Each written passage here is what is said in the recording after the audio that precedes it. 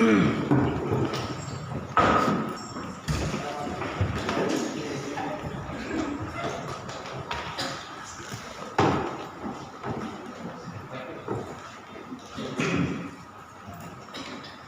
kan, selamat malam untuk kita semua ya. Suatu sukacita ya bagi kita semua di sini bisa berkumpul di sini sebagai satu keluarga. Kita sama-sama pada malam hari ini kita sama-sama belajar, kita akan sama-sama diperlengkapi lagi ya.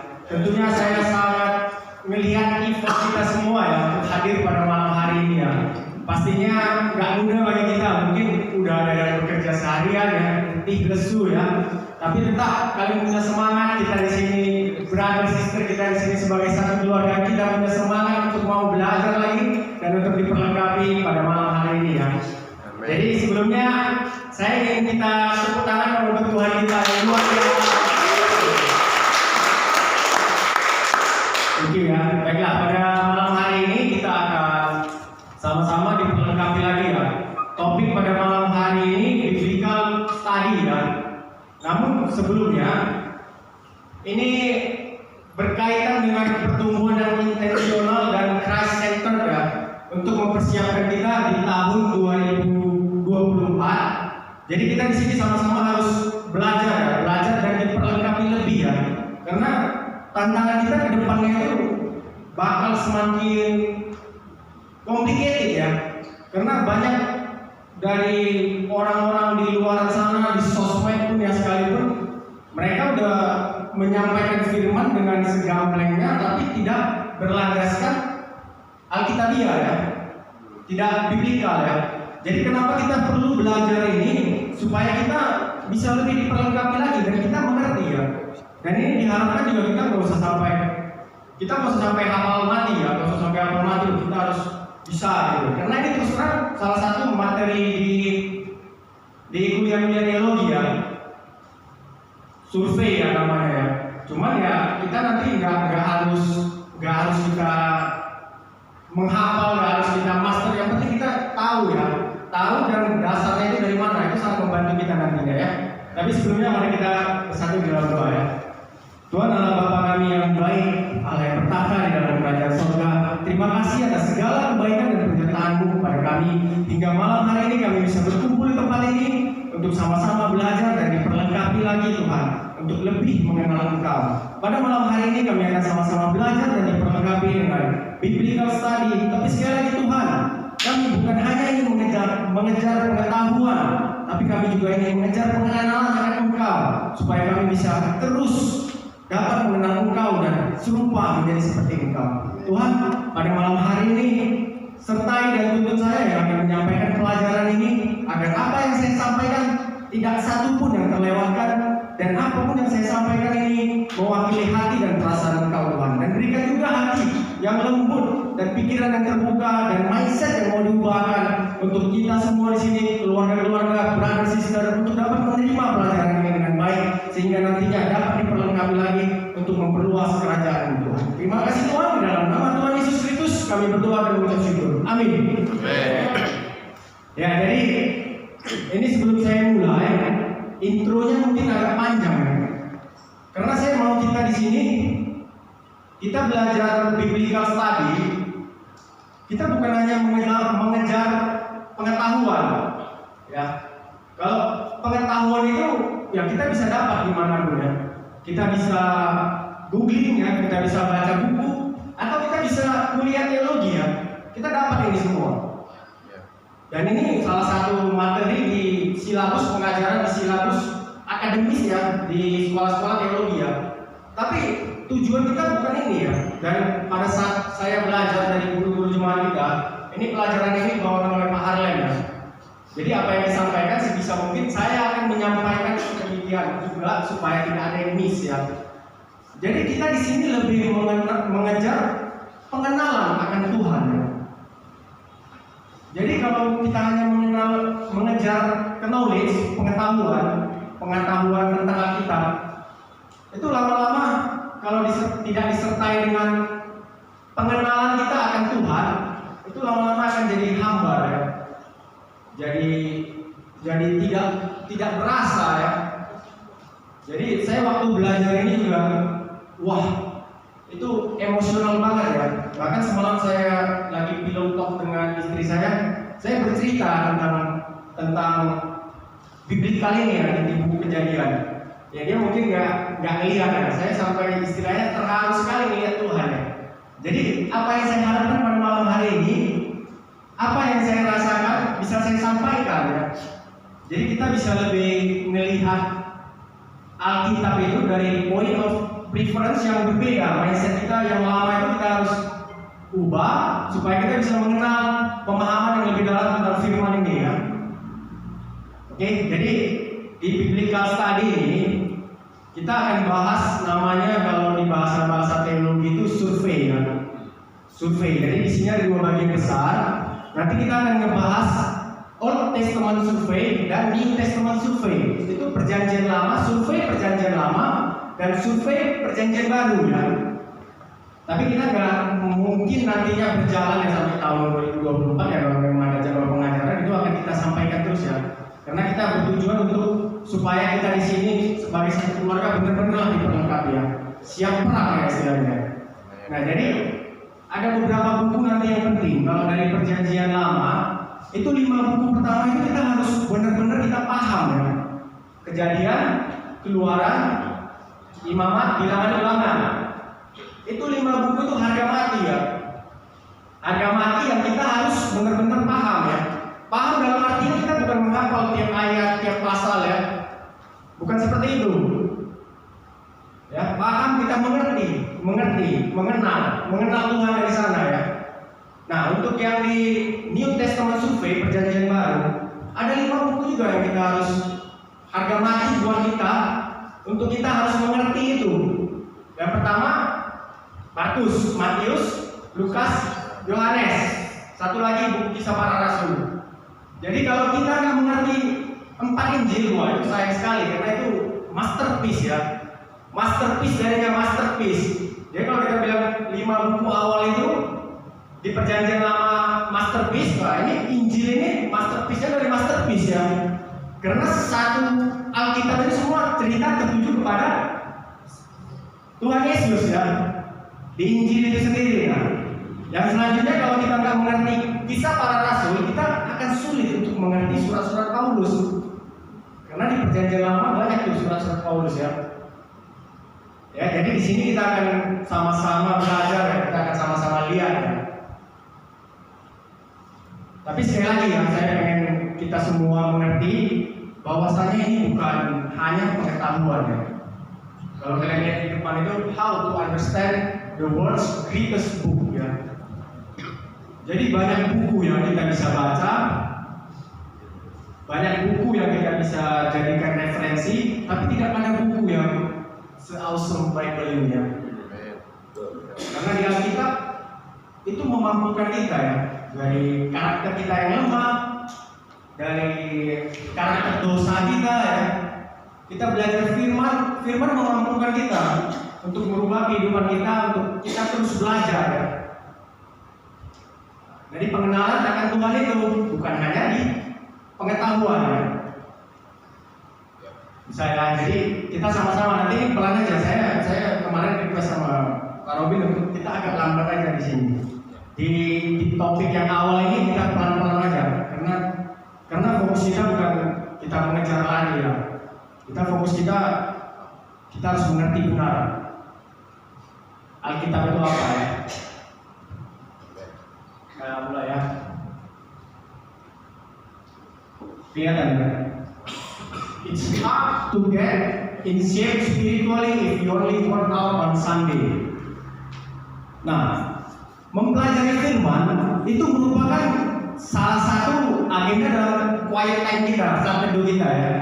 Ya kita saat teduh kan kita membaca firman. Di luar dari mungkin topik yang telah diberikan oleh gereja, kita ada bahas satu topik pembahasan selama 1 bulan yang kita belajar. Di luar itu kan kita menyelidiki firman. Selain menyelidiki firman, terkadang kita juga hanya butuh memberikan waktu kita ya untuk Tuhan ya.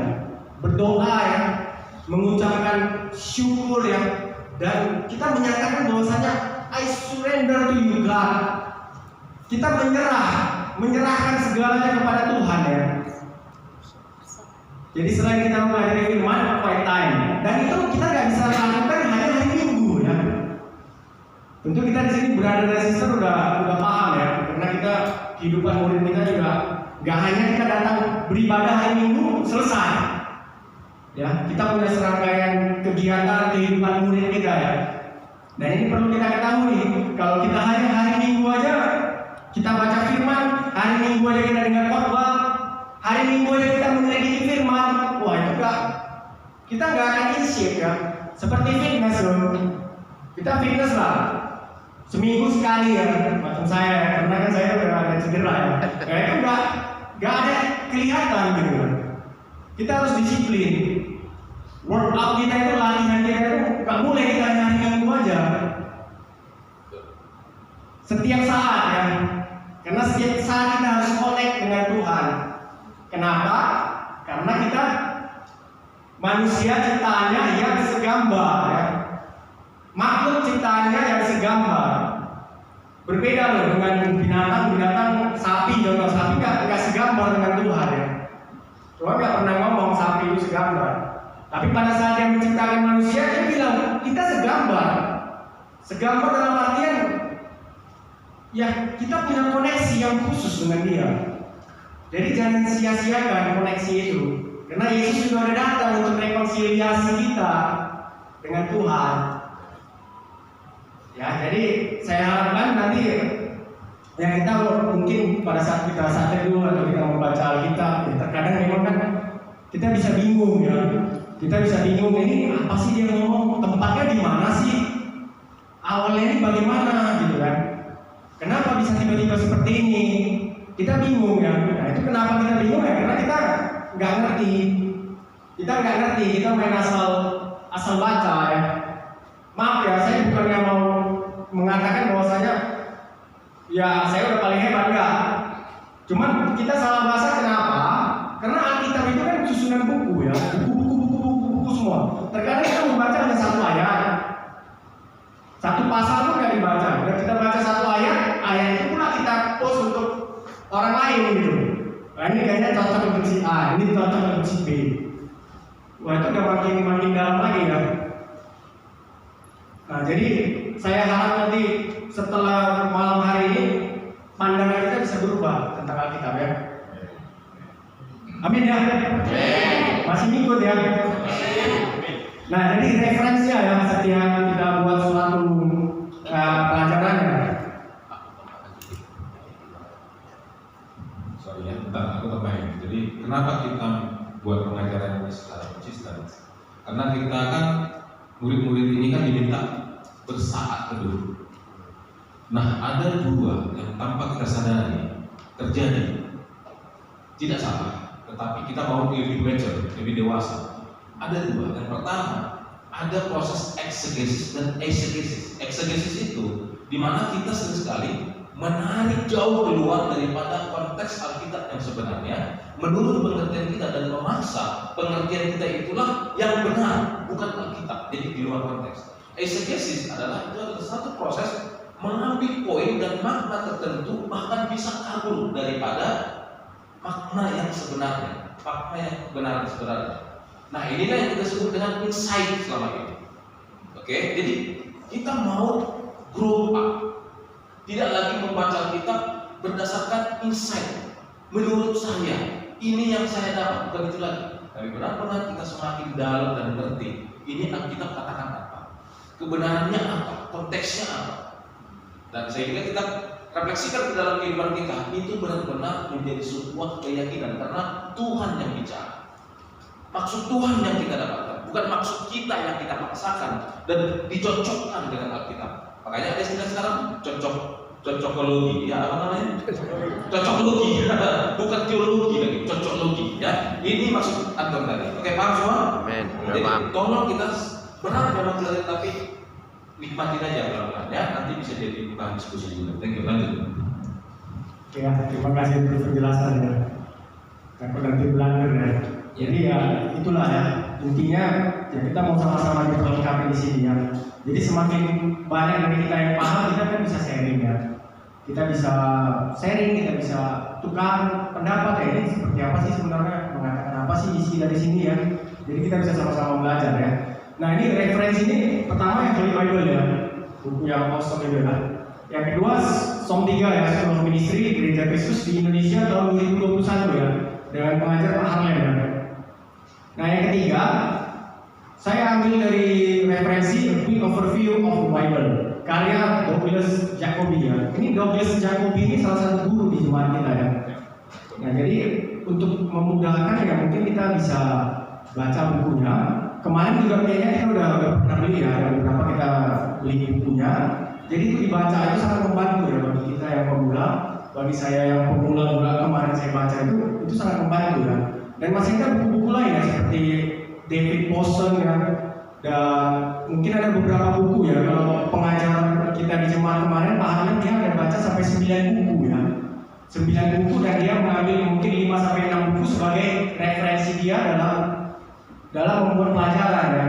Nah cuman kan ya kita di sini sambil berjalan, kita sambil berlatih ya. Mungkin buku awal yang bisa kita baca nih ya, Quick Overview of the Bible ya. Dan kebetulan dia juga guru dalam jemaat kita ya. Nah atau untuk penambahan setelah kita udah mulai baca buku ini, kita bisa baca buku yang dari latar belakang Jews ya, Yahudi ya. Maksudnya dari referensi kacamata seorang Yahudi melihat kitab suci itu seperti apa. Karena bakalan ada point of view yang baru dari hal-hal seperti ini ya. Dari penulis yang berbackground memang dari Yahudi ya. Gini loh contohnya, karena terkadang jokes candaannya kita sama candaannya orang luar itu kan berbeda ya. Terkadang nanti orang luar ngomong begini, mereka udah ketawa sampai terbahak-bahak, kita apa sih? Ya. Atau kita di sini kita ngomong pinjam dulu dong cepet gitu, udah ketawa semua, mereka what? Gitu ya. Jadi sangat bagus juga ya kalau kita mengambil satu referensi yang mungkin dari kacamata orang Yahudi ya. Oke, kita lanjut ya. Nah, Alkitab ya, Holy Bible ya. Ini sekarang sering sekali orang melihat ini sebagai suatu sejarah ya, histori ya. Jadi di sini kita mau sama-sama melihat sisi lainnya itu seperti apa, yang benar itu seperti apa. Ya, Alkitab itu bukan hanya sebatas cerita ya, bukan hanya sebatas dongeng ya. Ini nanti akan saya jelaskan ya. Bahkan ada beberapa orang Kristen saat ini menganggap cerita-cerita isi dari Alkitab itu tidak sebenarnya terjadi ya, dongeng ya. Itu demitologisasi nanti ya. Nanti akan saya jelaskan. Dan itu banyak yang berpikiran seperti itu bukan dari orang-orang Kristen biasa ya. Dari sarjana-sarjana teologi, dari doktor ya. Jadi sekarang ini udah sangat di masa ini kita kalau nggak jaga baik-baik fundamental ini kita akan kehilangan iman kita lama-lama ya. Nah jadi Alkitab itu apa gitu ya? Itu bukan cerita ya, itu ceritanya Tuhan ya. Di dalamnya itu ya Tuhan cerita God story ya. Surat cinta juga ya, surat cinta Tuhan juga untuk kita. Kalau kita melihatnya seperti itu pasti berbeda ya. Kita bukan melihat Alkitab itu sebagai ini hanya buku, tulisan-tulisan. Kalau kita melihat itu sebagai contoh, kita melihat ceritanya Tuhan, surat cintanya Tuhan untuk kita. Bayangkan gimana kita dapat surat cinta dari pasangan kita dulu pada saat kita pacaran kan? Kan excited kita melihat itu kan? Si Tanti udah senyum. Ya kan Tanti kan? Kita dapat surat cinta, dapat WA tulisan panjang tuh, rayu senang tidak gitu. Nah ini lebih dari itu lagi ya. Nah jadi kenapa kita nggak antusias mengerti Alkitab itu sedemikian rupa supaya kita bisa lebih mengenal Tuhan lagi ya? Ya, karena kan ada lagunya di KKK ya, Alkitab, bukunya Tuhan, ya kan? Memang bukunya Tuhan itu lah. Jangan ditarik lagi somin. Saya cuma teringat ini pada saat buat pelajaran ini ya, anak saya Hazel kan nyanyi ya. Jadi selanjutnya kan ada lagi liriknya, tahu nggak? Buku kesayangan, ya kan? Memang buku kesayangan ya. Jadi Alkitab itu luar biasa ya. Kalau memang kita bisa benar-benar kita mengerti isinya, firman yang kita bisa tahu, kita bisa ikuti, itu akan memampukan kita. dalam setiap pergumulan kita, dalam setiap kehidupan kita. Oke? Kita lanjut ya. Jadi mulai sekarang kita jangan lihat Alkitab itu hanya sejarah zaman dulu ya. Yang lebih parahnya lagi kita sanksi, ini beneran terjadi nggak nih? Tokoh-tokoh ini cuma kalangan si Musa aja nggak nih? Hati-hati ya. Karena saya kemarin seminggu yang lalu saya ada berjumpa dengan orang lah ya. Kita bahas tentang Musa ya. Nah dari pandangan dia, secara logik ya dia bisa bilang itu jangan-jangan yang tulis ya. Kan Musa yang tulis. Ya jangan-jangan pintar-pintar Musa aja. Ya ini kita apologet ya. Kita mempertanyakan iman kita. Apakah kalian berpikiran seperti itu juga? Nah itu perlu kita pertanyakan. Atas dasar apa Musa menuliskan kitab Kejadian sampai Ulangan? Ya, nanti kita bahas ya. Semoga setelah ini point of view kita bisa bertambah ya. Apa ya? Langsung kelihatan tadi, rasanya begini kan.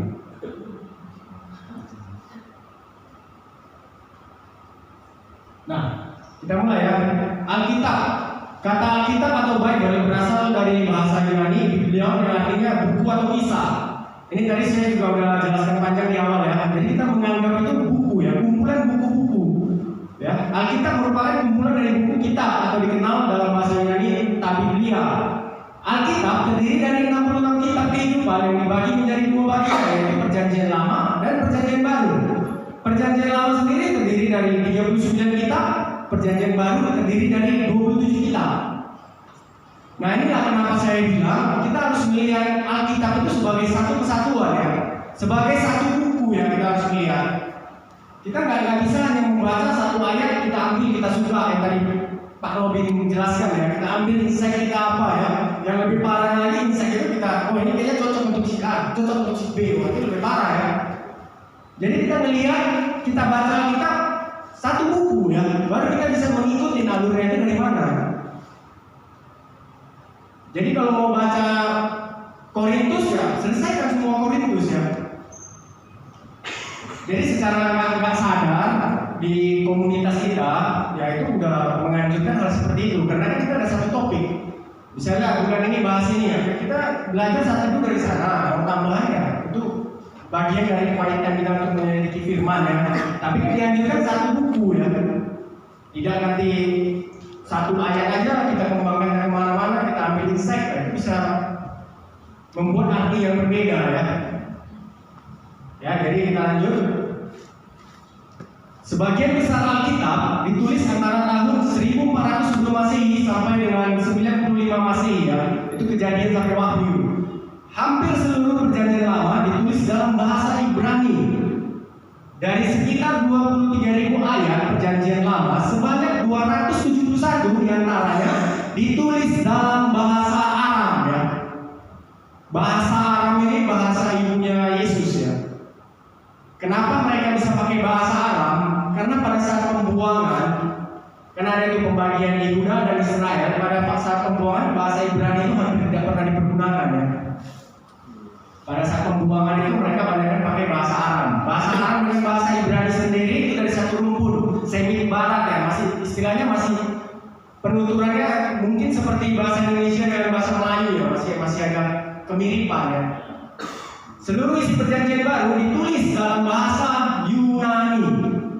Penulis Alkitab mendapat ilham untuk menulis setiap buku. Alkitab telah diterjemahkan ke berbagai bahasa.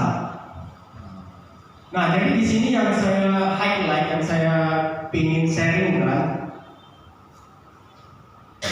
kalau seseorang menuliskan Alkitab, menuliskan kitab, itu mendapat wahyu dari Tuhan. Jadi itu nggak hanya sembarangan ditulis seperti maunya Musa tadi ya. Nanti saya akan jelaskan lebih rinci di tiap buku ya. Di Kejadian nanti saya akan jelaskan ya, kenapa kita nggak bisa bilang itu hanya karangan aja, enggak. Ya, pada saat dia membelah Laut Merah ya, Red Sea ya.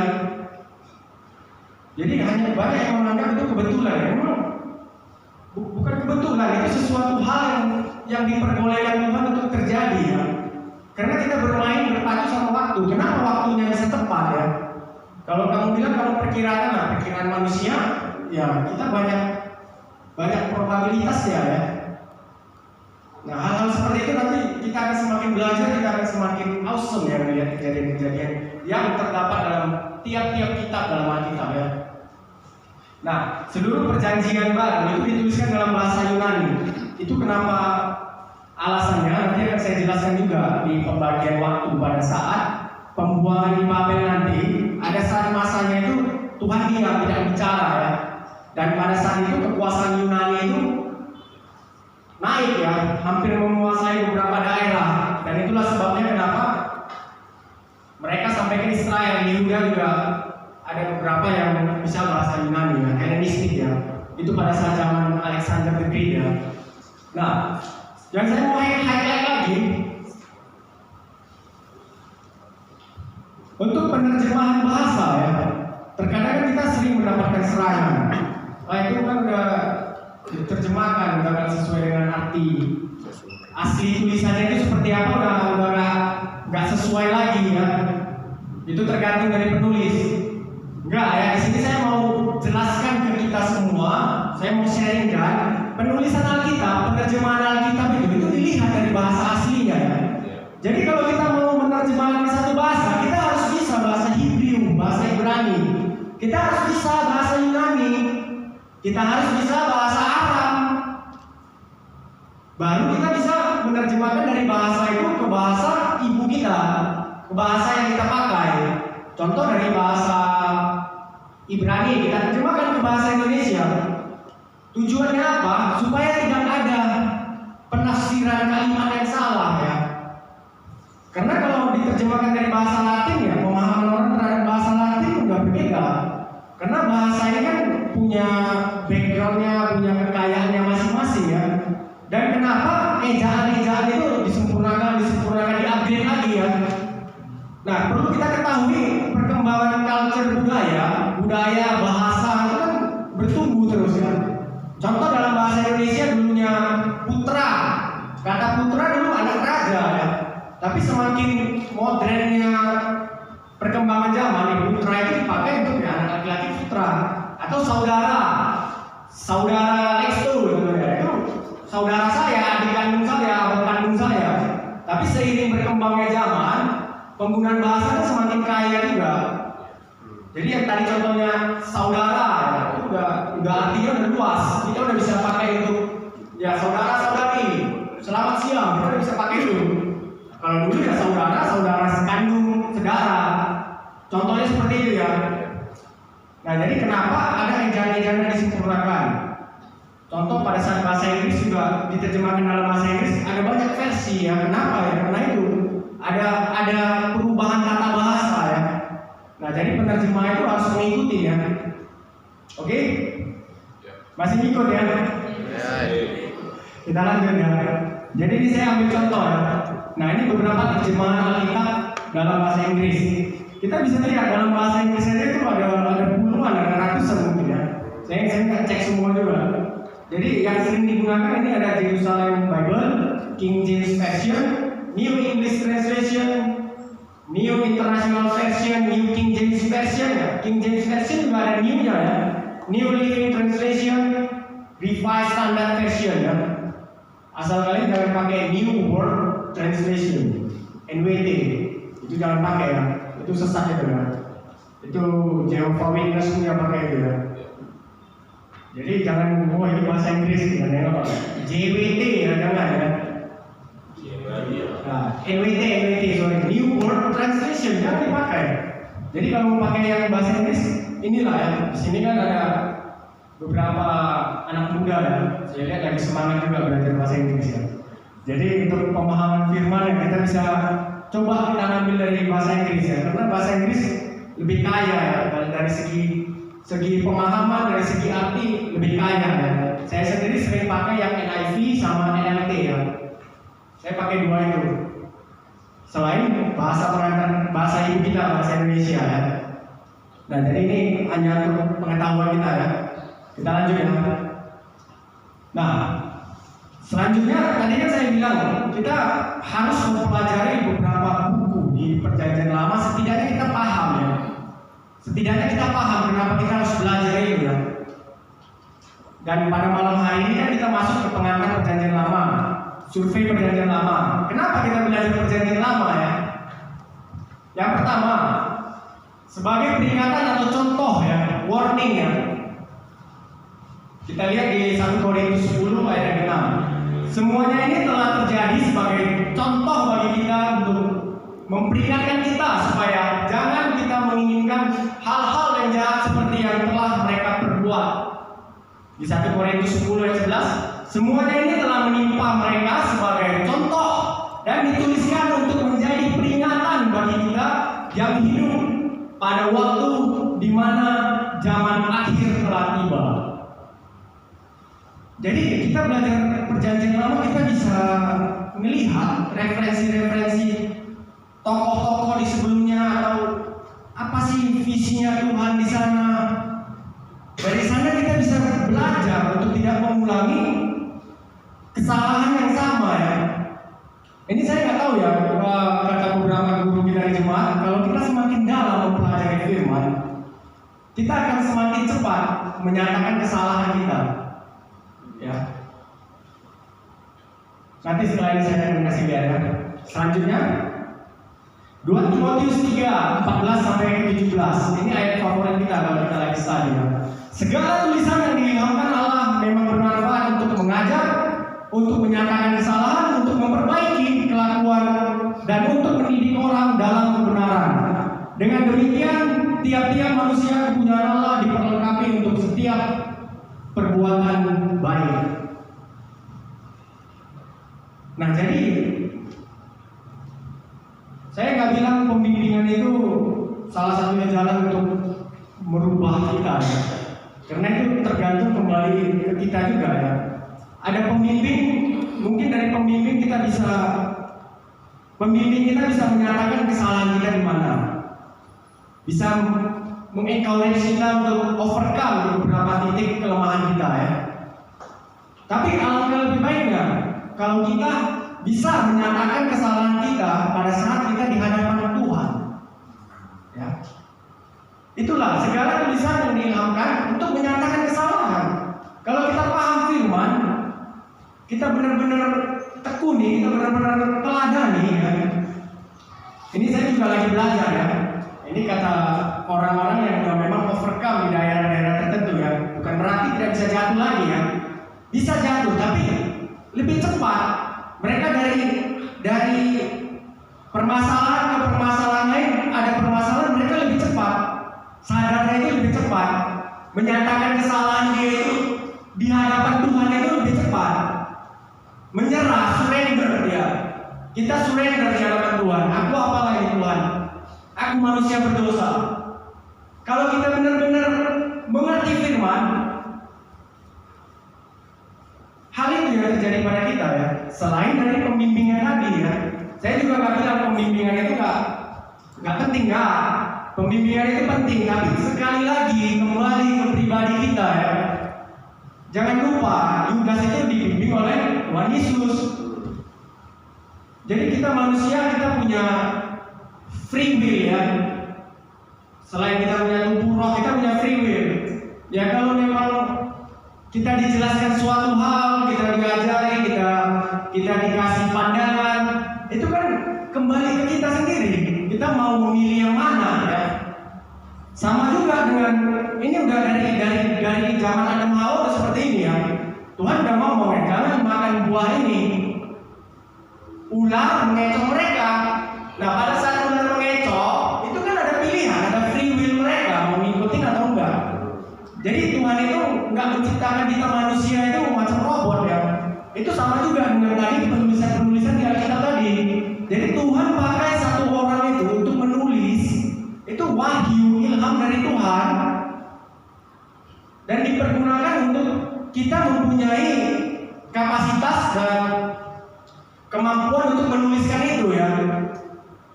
Dan itu nggak lantas Tuhan atur kita seperti robot, jalan-jalan aja enggak.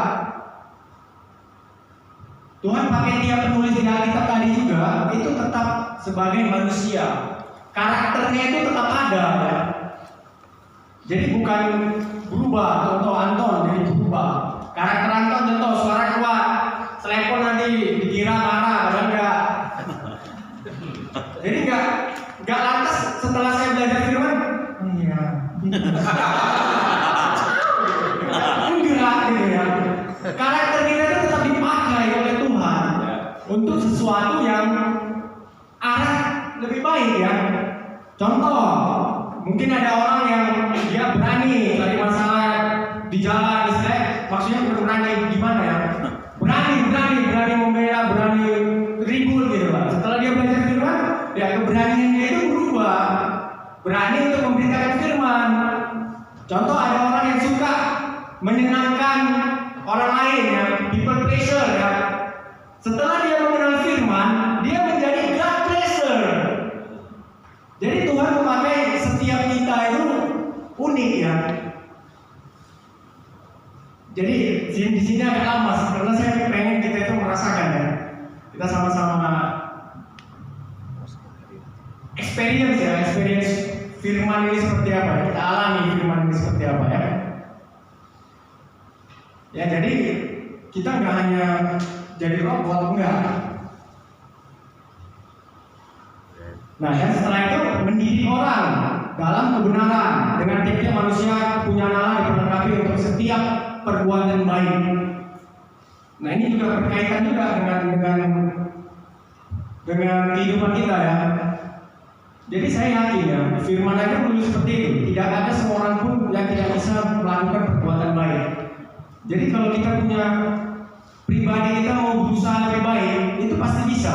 Firman memampukan kita ya. Jadi nggak ada alasan, aku dibesarkan dari parenting yang broken home. Aku dibesarkan dari family yang nggak mengenal kehangatan ya. Nggak seperti itu ya. Jadi karena firman itu mungkin terjadi. Kita yang tadinya mungkin kita nggak ngerti kehangatan, kita nggak ngerti hubungan keluarga yang hangat itu seperti apa. Kita belajar firman memampukan kita, ya. Karena di kita sendiri ini kita punya, we have our own race ya, race ini ya. Jadi kita masing-masing punya area balap kita sendiri ya. Itu dalam artian kita bisa melihat orang untuk menjadi inspirasi kita, ya. Tapi jangan lupa kita ini punya pertandingan kita masing-masing. Pertandingan kita apa? Kita harus lebih bertumbuh dari kita yang sebelumnya. Contoh tahun ini kita di sini, tahun depan kita udah harus lebih bertumbuh dari tahun lalu. Itu race kita, itu pertandingan kita, ya. Bukan kita melihat orang lain, dia seperti itu. Terakhir, ya hati kita jadi jelek ya. Kita melihat satu figur, satu tokoh atau guru kita, brother kita sebagai inspirasi itu sah saja. Tapi kan kita punya pertandingan kita sendiri. Ya, inilah perkataan seperti itu. Ya, dari mana? Ya kita belajar dari perjanjian lama, hal-hal yang udah mungkin mereka lakukan di sebelumnya itu ada kesalahan, dan kita jangan mengulangi ya. Nah ini satu hal penting lagi yang saya mau sampaikan. Ini segala tulisan yang diilhamkan Allah, ini kan di 2 Timotius, Paulus ya. Pada saat ini dikatakan, pada saat Paulus menulis ini ya, referensi orang pada saat itu, referensi murid, referensi Kristen pada saat itu masih perjanjian lama ya. Jadi jangan salah ya, kita kan sering kita jelaskan ke stadion contohnya, wah firman, kita belajar firman, ini tulisan itu nih. Nah, kita langsung pandangnya Alkitab itu semua utuh. Enggak, kita salah kalau kita melihat itu ya. Ini tulisan yang diilhamkan itu hanya perjanjian lama, waktu ini dituliskan ya. Pada saat perjanjian lama saja orang udah bisa berubah sedasar itu. Apalagi di perjanjian baru udah lengkap sekarang. Yesus sudah datang ya, role model kita udah melihat. Kita udah melihat Tuhan Yesus itu seperti apa. Jadi ya harusnya kita bisa lebih luar biasa lagi ya dari orang-orang di perjanjian lama, dari orang-orang pada masa ini ya. waktu belajar ini, saya benar-benar tertusuk ya.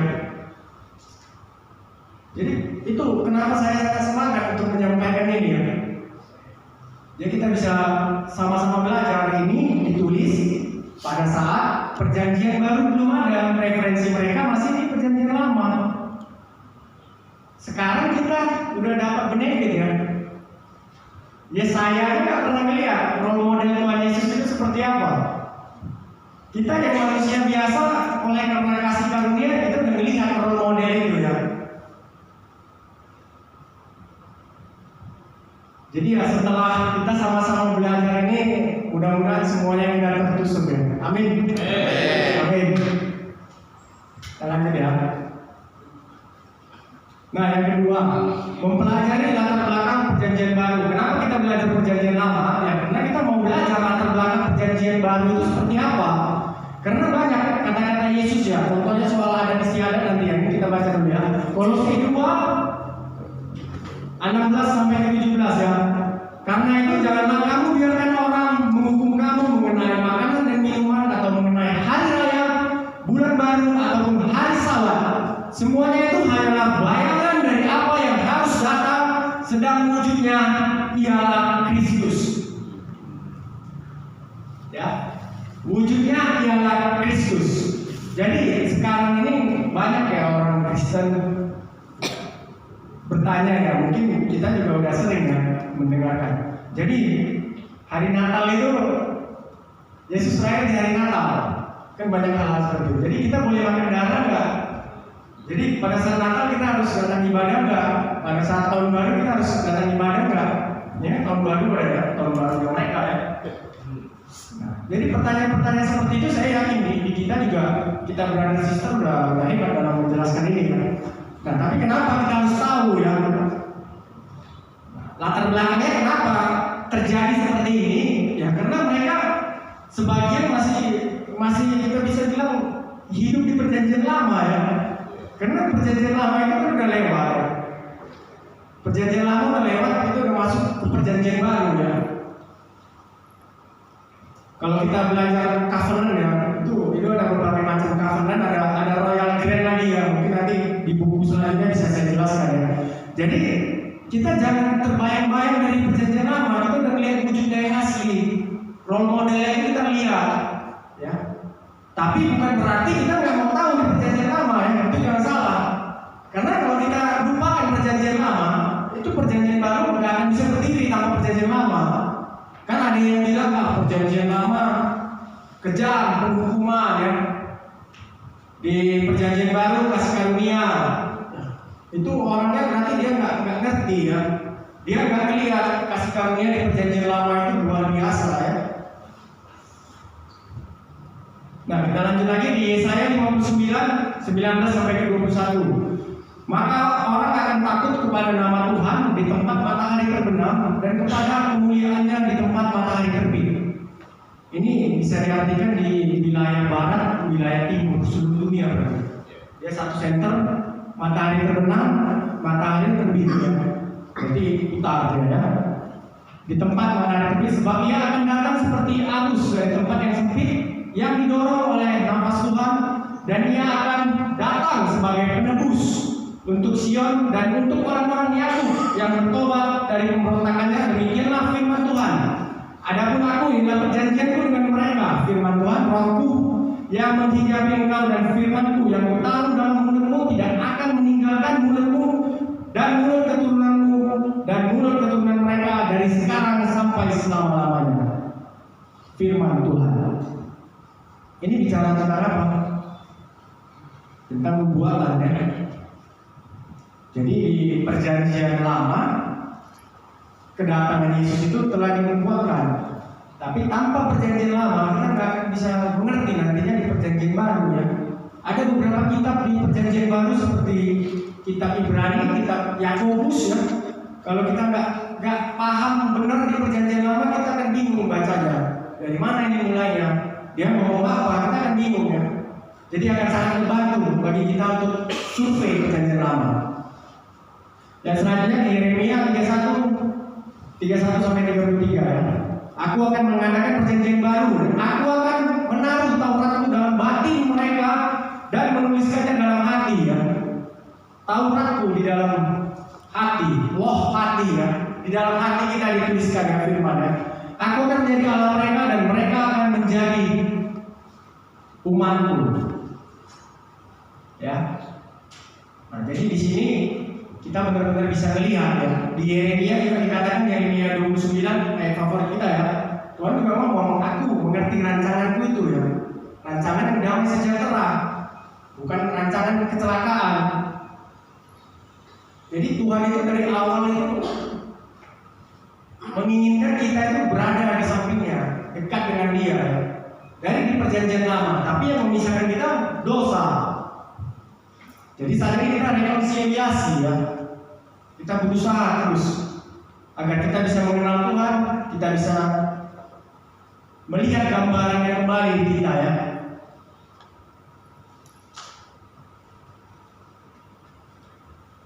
Nah, yang selanjutnya Matius 5:17-18.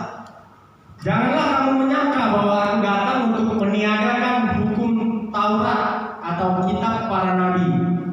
Aku datang bukan untuk meniadakannya, melainkan untuk menggenapinya. Karena aku berkata kepadamu, sesungguhnya selama belum lenyap langit dan bumi ini, satu iota atau satu titik pun tidak akan ditiadakan dari hukum Taurat sebelum semuanya terjadi.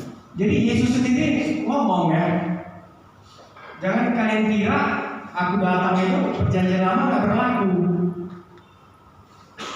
Enggak. Kita harus tetap mengerti perjanjian lama seperti apa, baru kita bisa mengerti perjanjian baru itu seperti apa. Apalagi pada saat percakapan Yesus dengan ahli-ahli Farisi, ya, dibentrokkan dengan banyak tradisi-tradisi Yahudi, ya.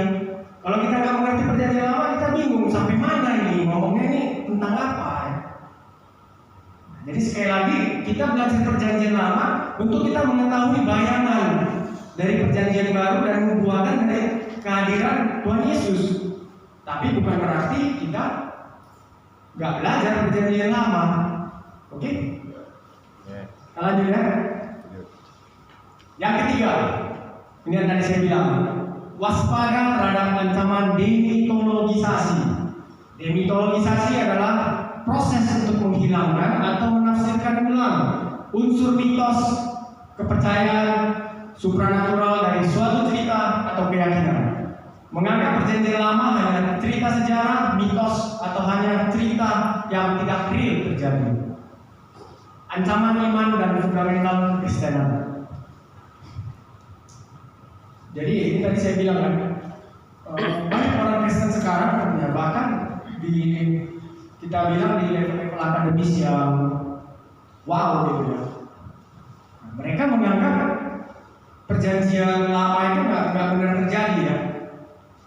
Mereka menganggap itu kan cuma cerita, Adam dan Hawa itu cuma karangan, karena kita melihat jenis kelamin seks itu ada dua, cowok sama cewek, jadi ya kita buat aja, jadikan nabi. Jika jadikan manusia pertama itu Adam dan Hawa, laki-laki perempuan. Banjir Nuh itu, baterai Nuh itu nggak nyata gitu, ya. Itu cuma karangan aja. Musa menyeberang itu ya cuma bisa Musa aja, ya. Ini lah. Jadi kita harus belajar, ya. Satu hal yang saya suka dengan Alkitab juga itu terpampang pembuktiannya itu memang ada benar-benar, ya. Tempatnya, letaknya, waktu kapan terjadinya itu sinkron semua. Kita bisa temukan nanti, ya. Nah, jadi kita belajar perjanjian lama untuk mengantisipasi hal-hal seperti ini, ya. Jadi pernah di tahun 1800-an seorang teolog, kalau nggak salah namanya Rudolf apa nama belakangnya saya lupa, ya. Aritonal. Yang jelas bukan Aritonal, ya. Aritonal ini murid Yesus ini, ya. Jadi dia menganut paham ini, ya, untuk melakukan pendekatan terhadap orang-orang yang mungkin di background science, ya. Dia mengatakan, ya, Yesus membuat mujizat, berubah anggur jadi apa itu cuma cerita. Yesus berjalan di atas air itu cuma cerita, ya. Wah, itu kan bahaya, ya. Dia seorang teolog, dia melakukan pendekatan tapi esensinya itu jangan sampai hilang. Ya, jadi kita harus benar-benar kuat di sini ya. Ini mungkin hanya sebatas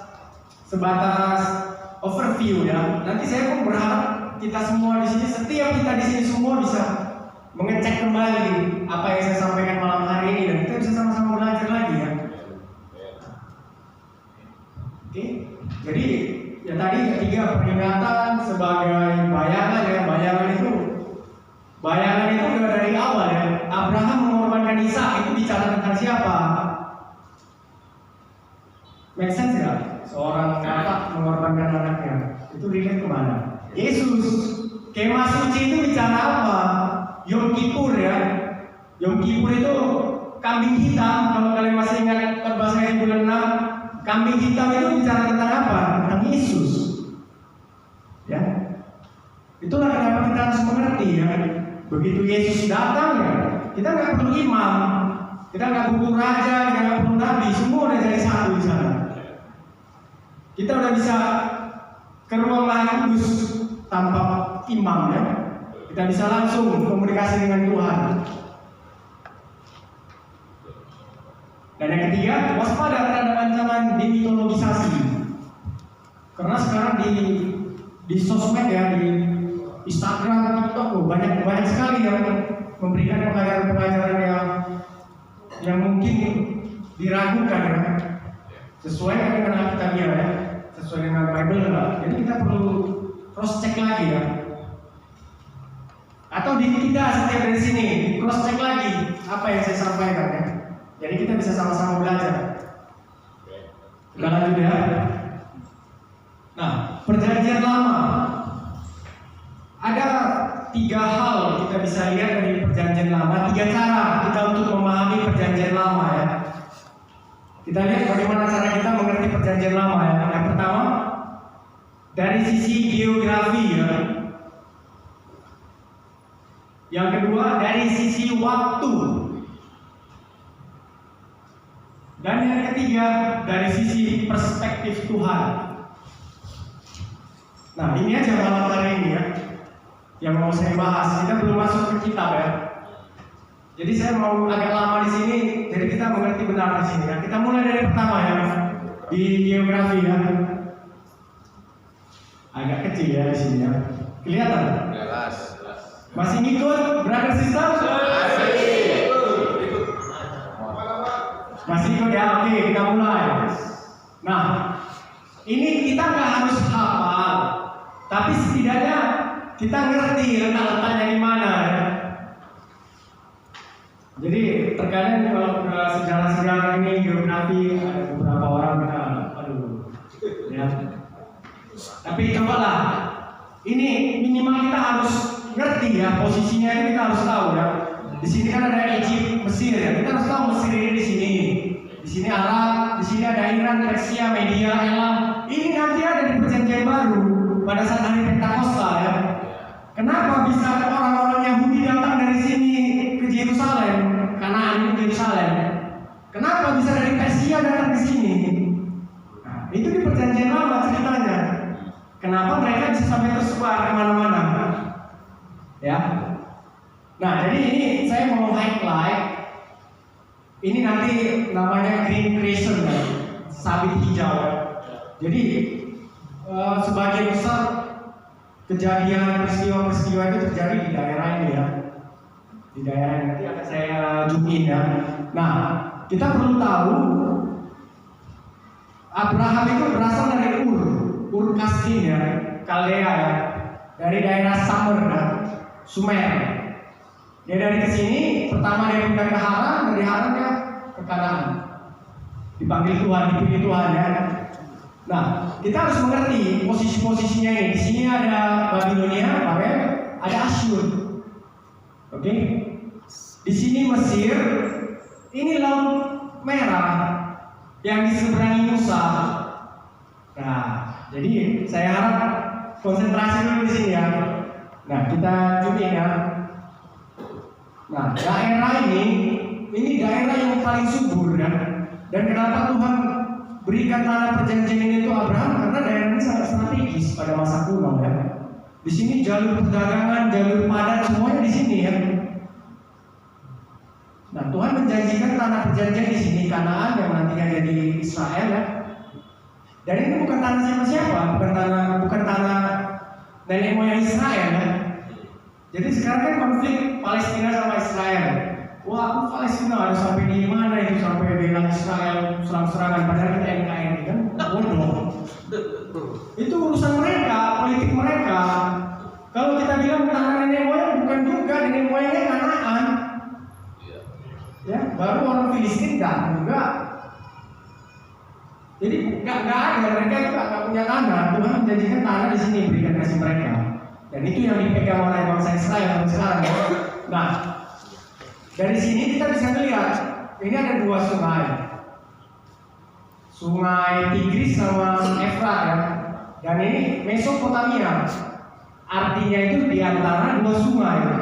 Dan peradaban tertua, saya nggak bilang pertama ya, peradaban tertua itu salah satunya di Mesopotamia.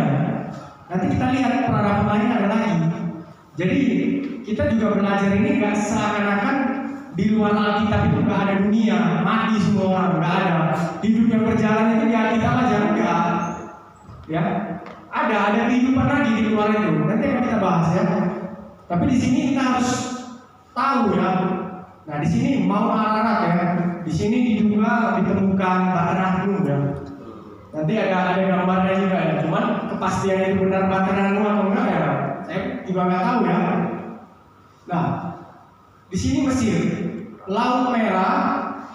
Pada saat Musa membawa bangsa Israel yang jutaan orang ya menuju tanah Kanaan, itu mereka nggak naik kapal, mereka menyeberang laut ya.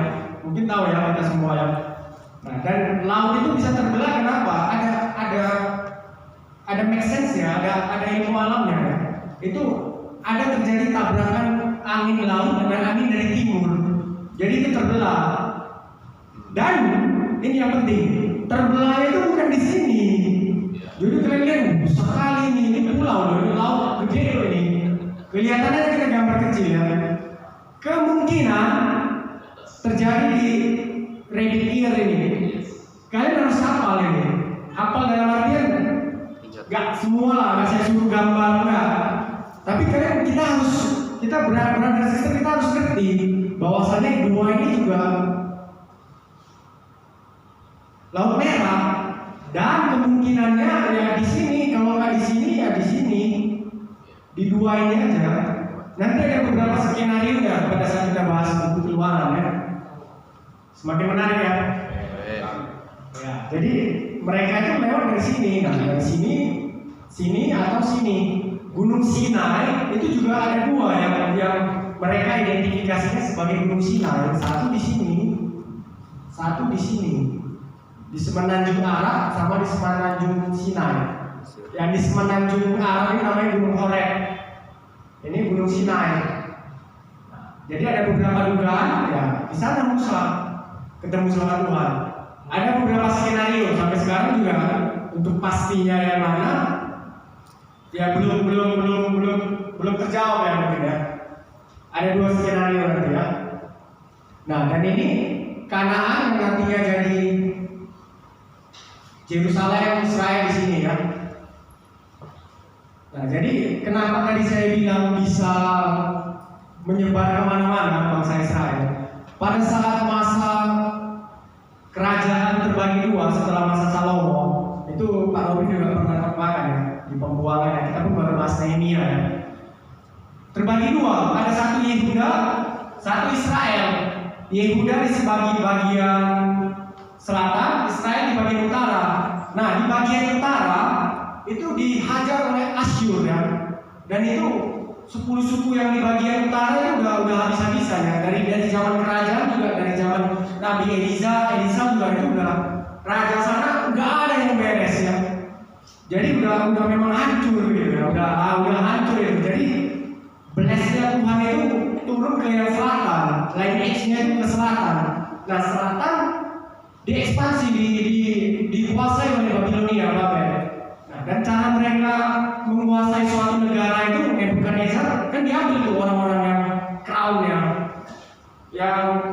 keturunan bangsawan, orang-orang pintar ya. Pada saat Nebukadnezar masuk ke sana, itu duluan yang dibuang ke Babel. Baru kedua kali dibuang lagi, ketiga kali dibuang lagi. Jadi ada 3 kali pembuangan, ada 3 kali kembali.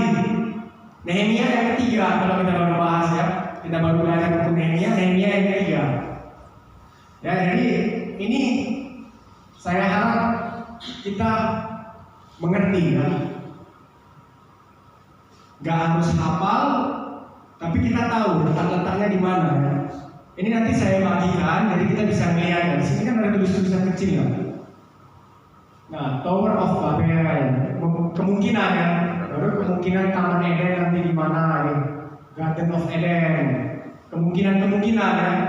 Itu ya mereka lah yang tulis. Untuk pastinya kita kan nggak tahu ya. Jadi kita lanjut.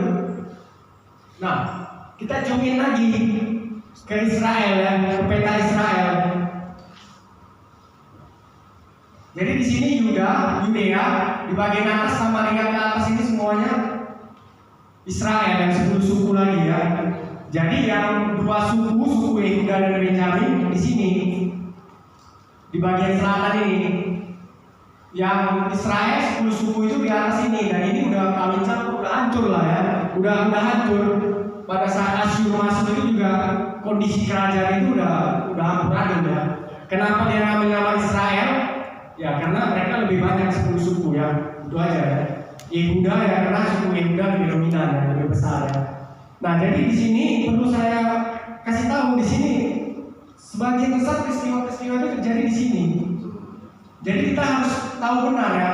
Di sini Yerusalem posisinya itu di atas pegunungan. Dan kalau di zaman dulu itu posisi di atas pegunungan itu letaknya strategis ya.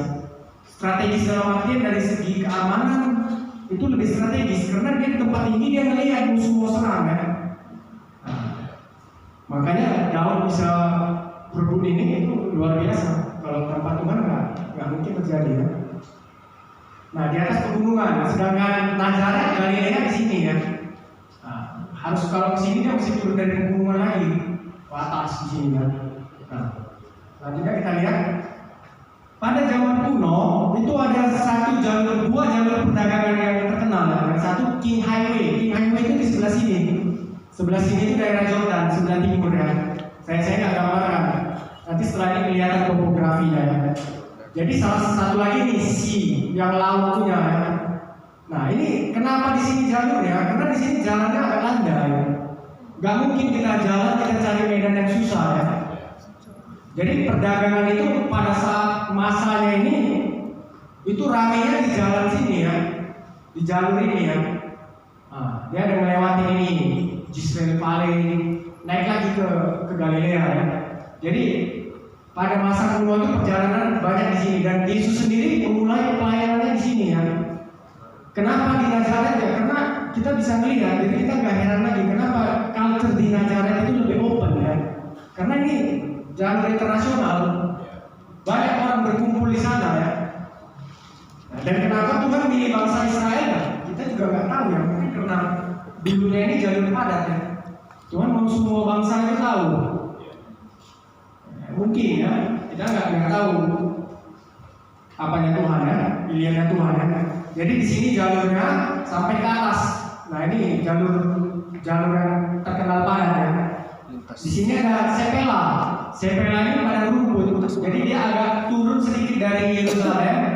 Itu ada pada rumput perbukitan dan biasa di sana banyak peternakan domba-gembala ya di daerah ini. Dan banyak nabi juga berasal dari sini ya. Nah jadi di sini itu daerah rumputan, daerah peternakan ya, landai ya. Baru turun di sini ya ini udah landai, udah jalan laut ya. Nah ini sampai terus ini di sini ada Jezreel Valley namanya. Di sini valley itu kan lembah. Jadi kalau kita lihat nanti akan saya kasih gambarnya. Itu dia bentangan sangat luas datar ya. Kalau di zaman dulu ini sering terjadi perang di sini. Dan di Wahyu juga ada namanya Armageddon, peperangan akhir zaman. Itu digambarkan mereka itu di sini, di lembah Jezreel ini ya. Nah, cuman kejadiannya benar atau enggak ya kita nggak tahu ya. Kan belum sampai ke masa itu ya. Dan di sini ada Megiddo ya. Megiddo. Saya juga baru tahu Megiddo itu apa. Jadi di searching aja. Megiddo itu dia situs kuno di Israel ya. Jadi di sana banyak peninggalan sejarah dan biasa menjadi salah satu tujuan wisatawan kalau kita berkunjung ke Israel ya.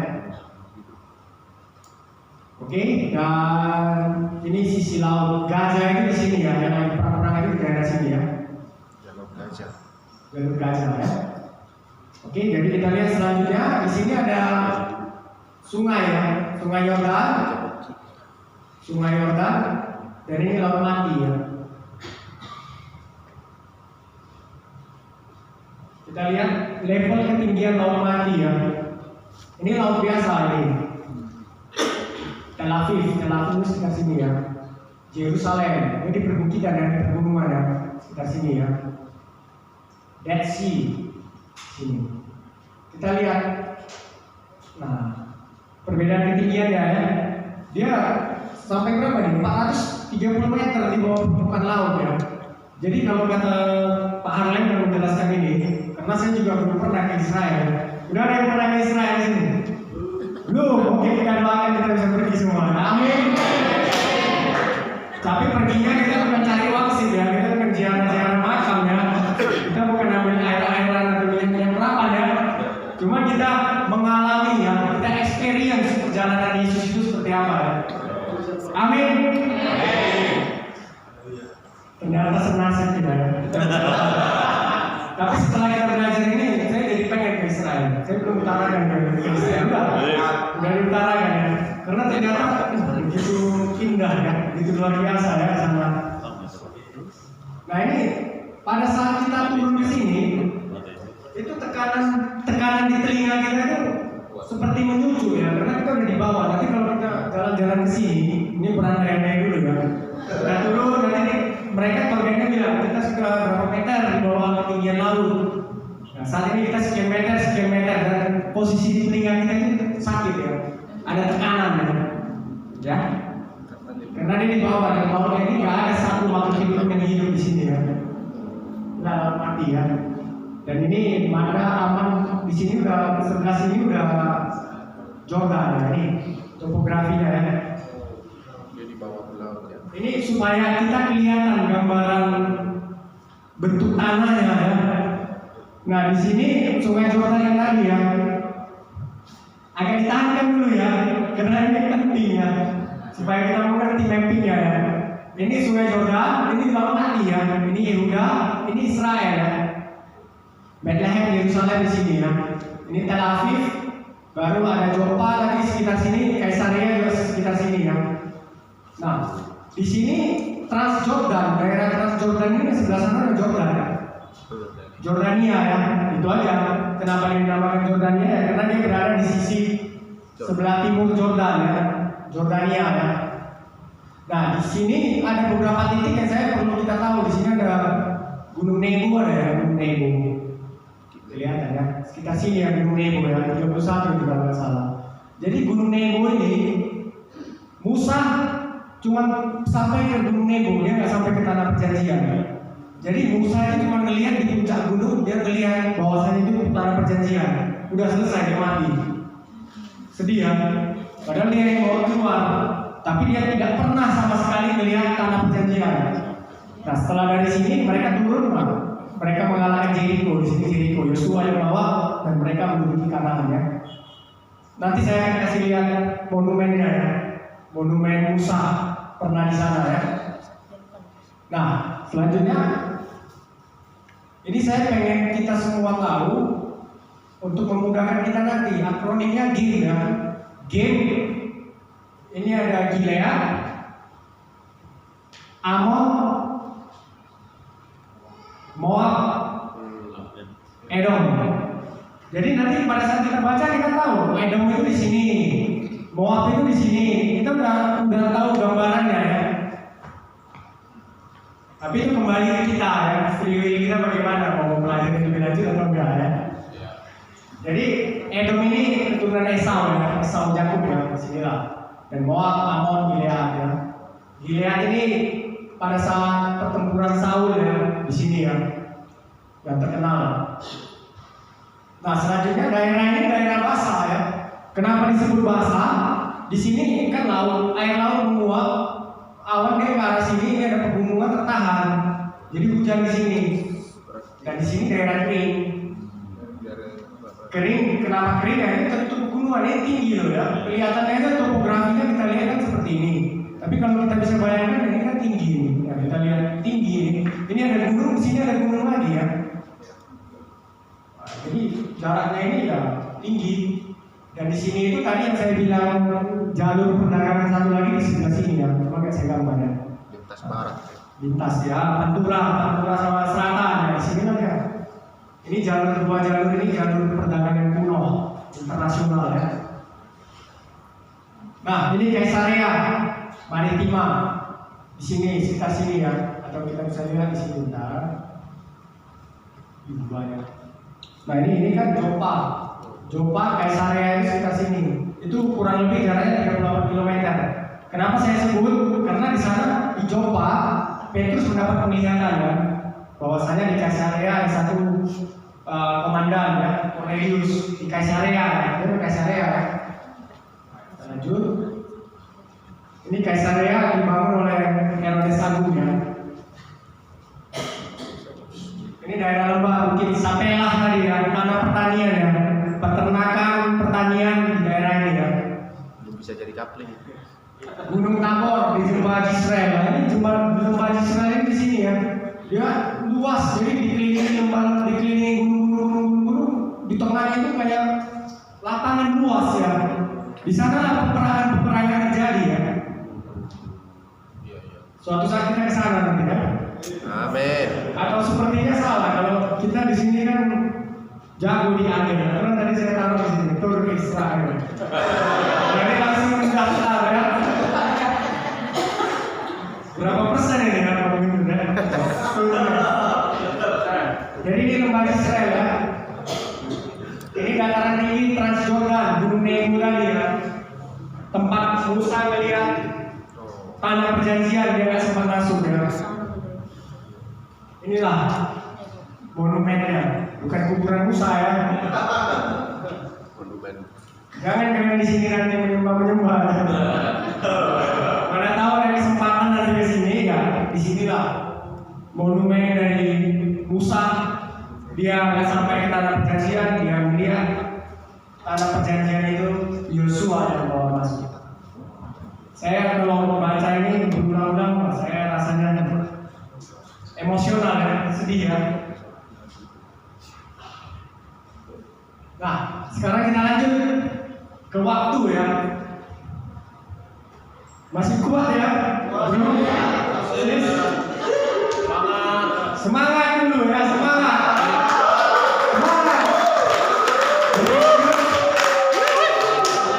Ya, kita lanjut. Nah, sekarang kita lihat dari sisi waktu ya. Dari sisi waktu kita bisa lihat kejadian dari pasal 1 sampai pasal yang ke-11 itu tidak ada seorang pun yang tahu itu kapan terjadi. Ya, tidak ada seorang pun yang tahu. Mungkin ada perhitungan dari bishop-bishop, dari keturunan Adam siapa, Nuh siapa, mereka menghitung itu umur-umurnya, itu didapati 4.000 tahun ya. Tapi saya nggak yakin itu 4.000 tahun ya. Kenapa? Nanti akan saya jelaskan lagi lebih lanjut di buku Kejadian ya. Jadi mereka mengasumsikan zamannya Adam itu 4.000 tahun sebelum Masehi. Berarti kalau sekarang 6.000 tahun ya. Ya kan? Nangkep dulu ya. 6.000 tahun berarti dari sekarang. Karena kan kita 2.000 tahun sudah Masehi, 2023 sekarang ya. Nah, zamannya Adam itu 4.000 tahun sebelum Masehi atau 6.000 tahun dari kita sekarang. Biar kita mengerti ya. Nah, jangan kita kira di sini cuma kehidupan di Alkitab aja yang jalan. Seperti tadi saya bilang ya. Kehidupan di luar juga jalan, tapi Tuhan kan memilih bangsa Israel untuk menjadi umat pilihannya. Ya. Jadi kita yang bukan bangsa Israel ya jangan berkecil hati ya. Itu pilihan Tuhan ya. Hak prerogatifnya Tuhan itu. Nah, jadi di sini 2100 sebelum Masehi Abraham ya. sampai dengan kematian Yusuf di 1805. Ya, di beberapa buku pun itu ada dia kayak indeks, di beberapa buku referensi dia ada indeks tulisannya C, circa ya. Jadi perkiraan untuk pastinya ya kira-kira begitulah ya, beda-beda berapa tahun, beda-beda 40-50 tahun kan mendekati ya, kurang lebih beginilah ya. Nah, jadi kita lihat di dunia itu ada apa aja. 3700 sebelum Masehi penemuan roda, kemungkinan di Sumer, Mesopotamia, tempat si Abraham. Jadi tempat Abraham hidup itu dulu peradaban itu udah termasuk maju ya. Peradaban itu udah untuk zaman itu ya udah maju. Mereka udah menciptakan roda. Roda itu kan alat transportasi ya, bisa ya. Bulat roda ya, nggak ada yang kotak ya. Dan 3500 sebelum Masehi tentang piaraan di Eropa itu udah ada. 3200 sebelum Masehi tulisan piktografi di Sumer ya, Mesopotamia itu udah ada. Piktografi itu gambar ya. Jadi alfabet tapi dalam bentuk gambar. Seperti zaman sekarang China masih pakai, Jepang masih pakai ya. Jadi dia berbentuk gambar. Jadi makanya kalau arkeolog itu mau belajar dia masih belajar piktograf. Tulisan-tulisan yang berbentuk gambar itu apa artinya ya? Itu udah ditemukan pada zaman ini ya. Nah, jadi nggak heran kalau pada zaman Musa ya, Musa itu dia udah bisa menulis ya. Musa seorang yang berpendidikan ya. Dan selanjutnya 3100 sebelum Masehi, dinasti Firaun pertama di Mesir bermula. 3100, Abraham 2100, berarti sebelum Abraham Firaun itu udah ada ya. Terbukti ya kan Abraham mengungsi ke Mesir ya. Pada saat itu kan udah ada dinasti Firaun ya. Baru Minoan Bronze Age, kereta Athena dibangun tahun 3000. Piramid pertama dibangun di Mesir 2670. 2475 pertanian jagung di Amerika Tengah. 2340 kerajaan besar pertama di Mesopotamia di bawah Sargon. Jadi jauh sebelum Abraham lahir itu sudah ada kerajaan di sana. Pada saat itu Tuhan belum memilih. Ya. Stonehenge dibangun di Inggris. Stonehenge tahu ya, kepala-kepala itu di Inggris ya, itu udah 2000 tahun. Berarti pas zamannya Abraham itu Stonehenge itu dibangun lah ya. Nah, jadi paralelnya dengan kejadian di dunia ya kita harus mengerti juga. Jadi kita bisa menjawab untuk orang-orang yang memang dari background science ya. Jadi kita nggak langsung menutup diri kita. Pokoknya kalau lu nggak ngomongin Tuhan, gua nggak mau udah selesai. Lu kan science, kita ngomongin Tuhan, kita nggak bisa ketemu udah lusa lalu. Nggak boleh ya. Kita harus mengerti ini untuk kita bisa membantu orang itu mengerti. Kehidupan Alkitab itu ya paralel dengan kehidupan kita di dunia ini ya. Cuman yang terpilih, yang tertulis itu bangsa Israel. Asyur dan Babel ya. Nah selanjutnya sejarah bangsa Israel ya. Ini perlu juga kita ketahui secara singkat ya. The Stone Age 1.400 sampai 1.500 ya. Nah jadi makanya kenapa saya bilang saya nggak yakin 4000 tahun sebelum Masehi zamannya Adam, karena di zaman batu aja ini ya kemungkinan udah ada manusia ya. Tapi nanti kita melihat zamannya Adam itu kapan kita melihat ya, itu masih bisa diterima dengan iman kita masih bisa menerima. Yang selanjutnya masa Cooper dan Bronze 4500 sampai 1200 di Iron Age, ini masa-masanya Persian, Hellenistic, ini zamannya Yesus ya, zamannya Yesus. Roman, nah ini zamannya rasul-rasul lah yang ditindas, yang dipersekusi di sini ya. Zaman Bizantium ya, kalau kita masih ingat kan ada setelah zaman Roman kan Bizantium itu ya. Selanjutnya di Arab, jadi mungkin nggak terlalu mendetail lah penjelasannya ya, karena kita nggak ke Israel langsung ya. Tapi biasanya menurut ceritanya, ini pun saya sharingkan, biasanya tur guide di sana itu mengajak kita ke tempat-tempat yang bersejarah yang mereka mengaku bahwasanya ini peninggalan dari kerajaan Israel, Yehuda, tapi padahal bukan ya. bisa jadi di masa Bizantium. Cuman karena kita kurang pengetahuan, kita nggak tahu itu peninggalan dari zaman apa, itu udah nggak tahu ya. Nah ini cukup untuk referensi pengetahuan kita ya. Nah ini mungkin yang akan saya jelaskan lebih panjang ya. Mungkin kita beberapa dari kita udah sering melihat diagram ini ya. Diagram ini kan udah sering, Pak Pendeta Romi juga sering melihat ya. Jadi ini cara kita membaginya sejarah Hebrew ini, sejarah Yahudi ini. Kita dari 2000 tahun aja, 2000, 1500, 1500, 400 tahun tidak Tuhan diam, ini zaman Yesus.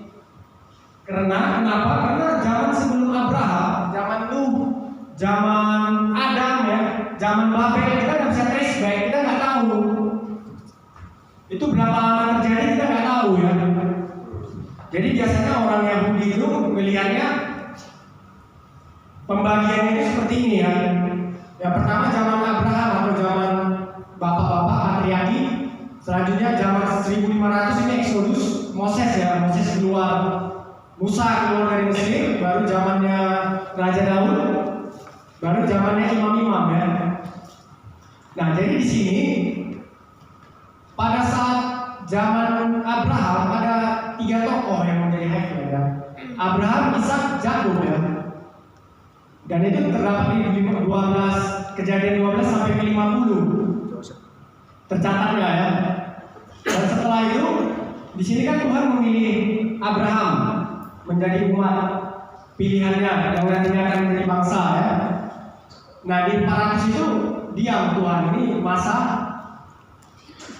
Israel berada di Mesir, perbudakan ya, 400 tahun ya, 350 sekian ya, sampai dia keluar kan 40 tahun di padang gurun, ya, 400 tahun. Di sini 1500 sebelum Masehi, Musa ya, Musa membawa keluar bangsa Israel dari Mesir, ya. Baru setelah itu di zaman 1000 tahun sebelum Masehi ada raja-raja ya, ada Saul, Daud, Salomo. Setelah masa raja-raja ada masa imam. Masa ini pada saat di pembuangan ya. Di masa ini ada dibagi 3, di exile kita lihat. Di pembuangan ada sebelum pembuangan, jadi sebelum bangsa Israel dikuasai Babel itu banyak nabi-nabi yang datang memperingati. Kalian bertobatlah, jangan berdoa. Tapi toh tetap bangsa Israel dengan segala dosa-dosanya itu tetap nyaman ya. Sampai akhirnya mereka jatuh di tangan Babel ya. Ini selama masa pembuangan Yeremia. Ini ratapan ini, Lamentation ratapan. Eskiel ya. Nah ini selama masa pembuangan. Dan ini setelah masa pembuangan mau kembali mereka. Ditulis di kitab-kitab ini ya. Jadi ini sangat membantu kita ya untuk memahami pembagian di Bible ya. Memang agak berat saya akui ya. Nanti kalian lihat sekali lagi atau kalian coba review lagi ya, untuk supaya bisa lebih mengerti lagi ya. Nah jadi di sini ada Ezra, Nehemia. Ini masa pembuangan pada saat kita belajar kan itu udah pembuangan, mereka kembali yang ketiga. Pada saat Nehemia kembali itu Nehemia udah membangun tembok ya. Tapi pada saat di Hagai, lihat Hagai ya. Di Hagai itu Zerubabel kembali pertama kali membangun bait suci ya. Di Ezra itu seorang imam, dia mengerti tata cara peribadatan. Jadi setelah bait suci dibangun, yang jalankan siapa? Yang membuat itu kembali siapa? Kan mereka udah di pembuangan nih 400 tahun. Sorry di 500 tahun itu ada pembuangan. Udah hilang semua tradisi mereka, tata cara peribadatan mereka semua udah lupa ya. Nah Ezra inilah yang kembali untuk membuat aturan-aturan imam itu seperti apa, tradisi-tradisi mereka beribadah kepada Tuhan itu seperti apa ya. Nah baru di sini 400 tahun gap sebelum kelahiran Yesus ya. Nah disinilah muncul filsuf-filsuf ya dari Yunani ya. Ada Socrates, ada Plato, ada Aristoteles, Buddha, Confucius di tahun ini ya. Alexander the Great ya. Jadi kita bisa lihat di saat Tuhan diam, ini God silence inactive, itu yang berbicara manusia ya, society ya, itu berlanjut juga ke kita parenting ya. Di saat kita orang tua diam, yang berbicara dia. Ya. Jadi kan pelajaran ini ya. Jadi kita harus selalu ingat ini ya. Pada saat dia muncul kekuasaan baru ya. Nah, sampai akhirnya pada saat zaman Yesus ini ya udah zaman kekuasaan Romawi dan Yunani ya. Oke. Jadi inilah di sini kitab-kitabnya ya. Di 2000 tahun itu Genesis. Setelah itu ada Keluaran, Imamat, Bilangan, Ulangan, Bilangan dari Bilangan, Ulangan ya. Di sinilah. Oke. Nah, jadi dari diagram ini itu bisa memudahkan kita ya dalam respect sejarahnya bangsa Yahudi. Nah, kita lanjut yang selanjutnya perspektif Yesus ya. Tadi kan ada geografi, waktu, ini perspektif Tuhan. Perspektif Tuhan ya, Yesus ya. Yesus kan orang Yahudi. Bagaimana orang Yahudi itu melihat Alkitab kita itu ya. Jadi ini, lalu ia menjelaskan kepada mereka, terdapat di Lukas 24:27 ya, ayat yang ke-27. Lalu ia menjelaskan kepada mereka apa yang tertulis tentang dia dalam seluruh kitab suci, mulai dari kitab-kitab Musa dan segala kitab nabi-nabi. Yang selanjutnya, Lukas 24 ayat yang ke-44. Ia berkata kepada mereka, inilah perkataanku yang telah kukatakan kepadamu ketika aku masih bersama-sama dengan kamu, yakni bahwa harus digenapi semua yang ada tertulis tentang aku dalam kitab Taurat Musa, kitab nabi-nabi, kitab Mazmur. Ya. Jadi Yesus itu melihat kitab suci ini dibagi menjadi 3 bagian ya. Apa aja? Kitab Taurat, Musa, kitab nabi-nabi, dan kitab Mazmur. Berbeda sekali dengan kita melihat kitab kita di Alkitab sekarang ya. Nah, kita bisa melihat ini kitab kita di kitab sekarang ini di Perjanjian Lama.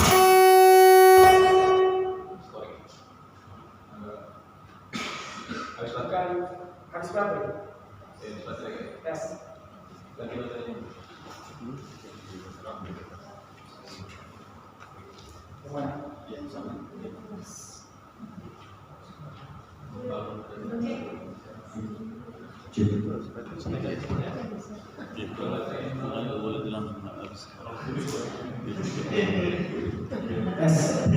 Masih di sini ya. Saya bergumul juga nih menjelaskan ini ya. Jadi gini ya, kita melihat di kitab kita sekarang pembagian kanonisasi Perjanjian Lama ini seperti ini, dari pertama Kejadian, Keluaran, Imamat, Bilangan, Ulangan ya. Ini kalian foto, nanti pun saya kasih karena yang terdapat di luar sana itu bahasa Inggris, ini sudah saya terjemahkan ya. Jadi lebih gampang bagi kita untuk men-trace-back-nya ya. Baru kita melihat Joshua ini sampai dengan Esther dipandang sebagai sejarah. Kalau orang Protestan Kristen melihat, wah ini kan gawat ini sebenarnya. Ya, mereka lihat sejarah itu nggak penting-penting amat, jadi bacanya juga nggak serius ya. Padahal penggenapan dari 5 kitab ini ada di sini. Jadi kalau kita nggak melihat di Joshua, kita nggak akan tahu fulfillment ya, penggenapan janji Tuhan itu bagaimana, kita nggak ngerti ya. Dan selanjutnya di poin ini, baru di bagian kitab nabi-nabinya ada nabi besar, ada nabi kecil ya. Nah ini dibagi lagi nih. Nah Daniel ditaruh di nabi besar kan, sebenarnya nggak make sense ya. Daniel ngomong dari pembuangan ya. Kan udah istilahnya udah nggak cocok ya. Jadi tapi beginilah susunan kanonisasi Perjanjian Lama di kitab Kristen ya. Nah jadi kalau kita melihatnya seperti ini ya, kita akan sangat sulit untuk mengerti ya. Kalau di kitab yang dilihat dari kacamata Yahudi, perspektif Tuhan, itu kitab terakhir itu bukan Maleakhi, kitab terakhir itu Tawarikh ya. Jadi supaya kita tahu ya. Kalau di sini ya kita Maleakhi kita lihat. Nah kita lihat selanjutnya bagaimana cara Yesus melihat kitab suci ya.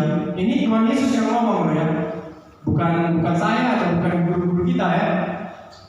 Yesus melihat kitab suci dibagi menjadi 3 bagian besar, atau dalam bahasa Hebrew, dalam bahasa Ibrani-nya disebut dengan Tanakh, TNK ya. Kalau orang Ibrani kan dia nggak baca vokal ya.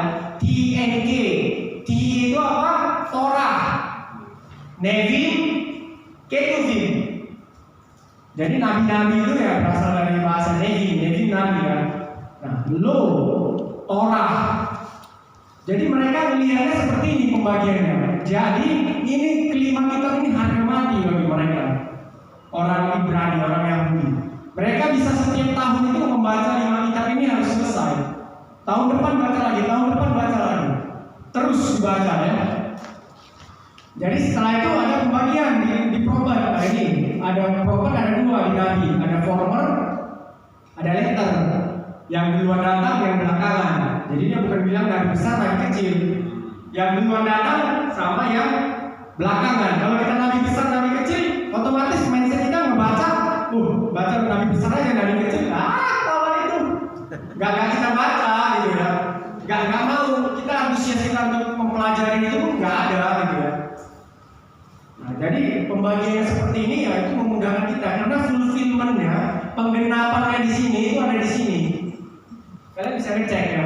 Janji-janji Tuhan itu untuk bangsa Israel itu di sini digenapi. Oke, di sinilah Lo ini, imamat juga termasuk ya. Torah juga ya semua. Kejadian, Keluaran, imamat, bilangan, ulangan ya.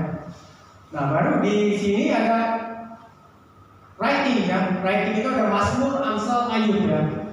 Nah, jadi kalau kita perhatikan kitab tulisan itu, poetry itu bisa keluar. Sorry tadi kelewatan ya, di sini ya. Kan keluar dari Amsal, Kidung Agung.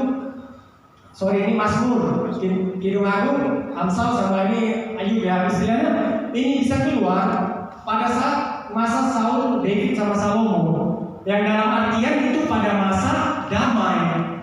Jadi orang kalau damai, ya dia artnya pasti muncul ya. Dia bisa painting, dia bisa berpuisi ya, dia bisa ciptakan lagu. Sampai kita bisa lihat Mazmurnya Daud itu sangat luar biasa untuk Tuhan ya. Saya bacanya sampai bingung. Ini Daud ini ada hubungan apa gitu? Sedalam apa hubungannya dengan Tuhan? Sampai bisa menghasilkan Mazmur yang seindah itu ya. Nah, jadi di sini pada saat kerajaan relatif damai muncul tulisan-tulisan ini. Setelah itu kan perang ya udah habis semua ya. Kita kembali lagi ke sini. Nah, ya, baru 5 Megiddo ada di sini. Baru historical book nah, di sinilah. Daniel, Ezra, Nehemia, Chronicles, Tawarikh. Jadi begitu cara orang Yahudi perspektif Tuhan Yesus juga melihatnya seperti ini ya. Jadi ini hanya overview lah ya supaya kita mengerti juga. Nah selanjutnya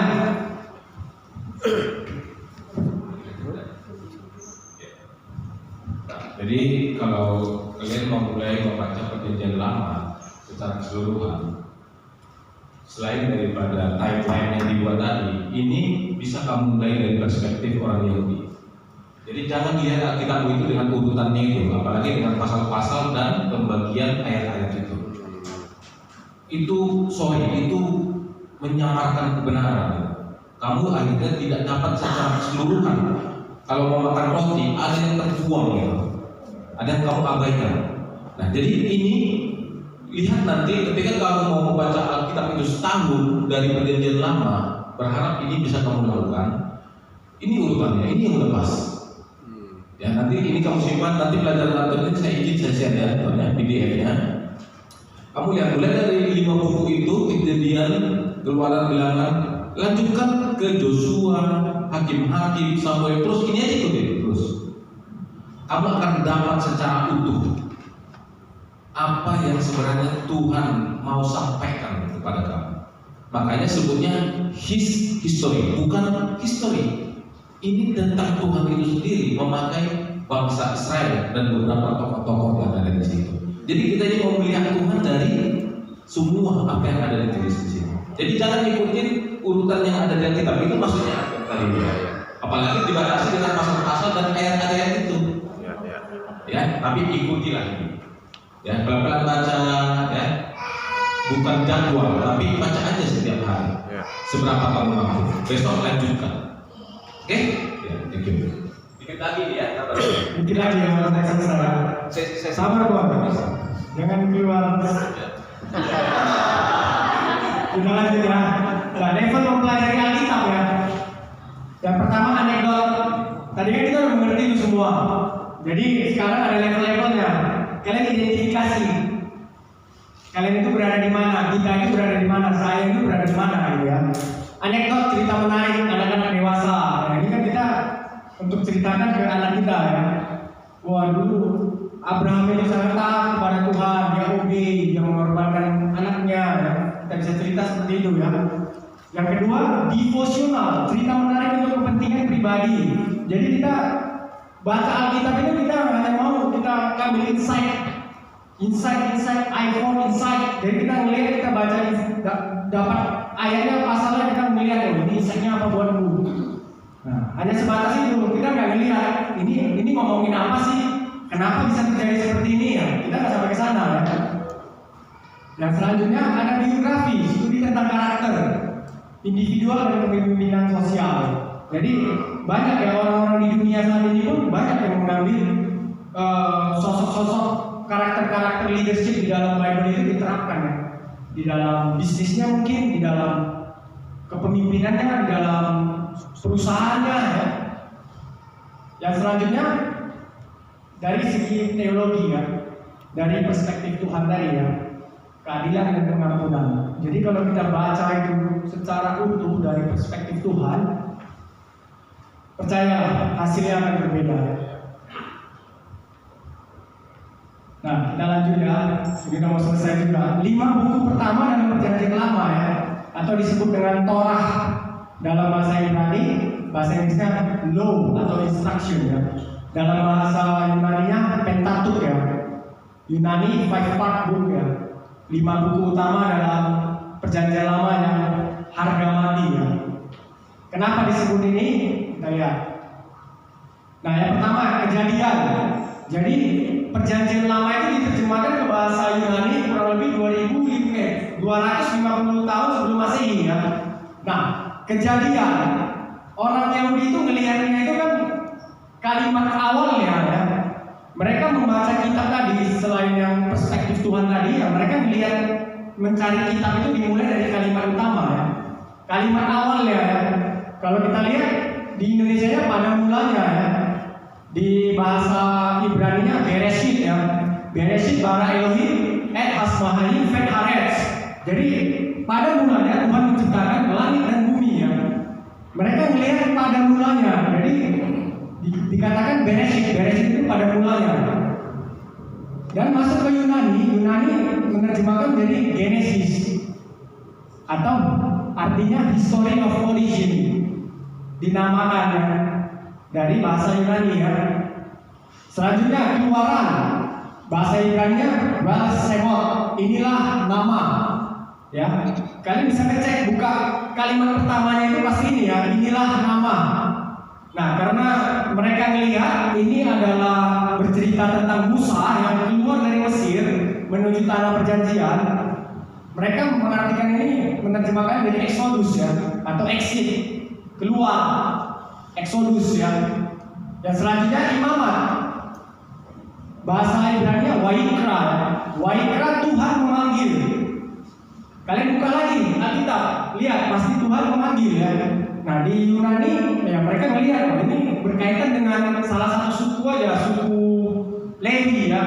Nah, mereka tulislah darinya Leviticus ya. Selanjutnya Bilangan, Bemidbar ya, di padang gurun ya. Kalau kalian buka Alkitab itu di padang gurun ya tulisannya pertama ya. Jadi saya dulu pertama apa benar, saya langsung lihat ternyata benar ya. Di Yunani itu kan itu berkaitan dengan sensus ya. Sensusnya itu pasal 1 di awal dan di akhir. Makanya mereka bilang numbers ya. Yang selanjutnya Ulangan, Devarim ya. Inilah perkataan-perkataan. diulang ya. Jadi angkatan-angkatan lama yang sudah merasakan grace-nya Tuhan itu kan udah pada bermandian. Jadi Tuhan sebelum dia menunjukkan dia itu luar biasa, dia selalu menunjukkan mujizat ya. Dalam artian dia ngasih lihat dulu dong. Nah ini, kalian ini seberang laut mati ya. Contohnya di Musa, seberang laut merah, dikasih seberang dulu baru mereka merasakan Tuhan luar biasa. Ya, di sini juga diulang lagi, mereka menyeberangi Sungai Yordan ya. Pada saat Yosua membawa bangsa Israel menuju Jericho ya. Jadi Tuhan kasih bangsa Israel melihat dulu. Nah ini diulang lagi supaya mereka merasakan pengalaman yang dirasakan nenek moyang mereka sebelumnya pada saat zaman Musa ya. Makanya diulang, semuanya diulang. Jadi yang dari keluaran itu diulang lagi di sini agar angkatan-angkatan baru itu mengerti.